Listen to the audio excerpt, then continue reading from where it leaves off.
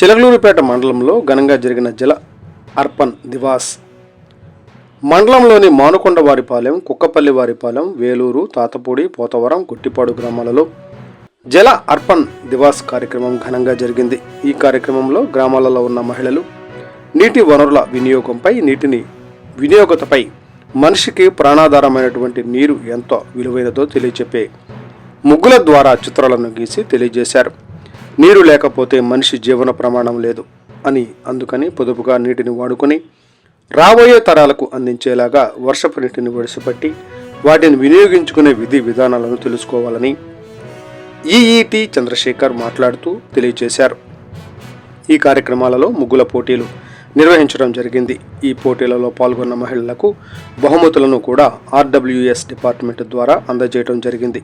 ఈ కార్యక్రమానికి AEE M Suryateja, DEA Harinath Babu, MPDO K Srinivasarao, EORD Purnachandrarao, SWG Ramesh, B Akhil, మండల resource coordinator N Yesuraju, technical assistant Somaiah, గ్రామ సర్పంచులు, మహిళలు, చిన్నారులు ఈ కార్యక్రమంలో పాల్గొన్నారు.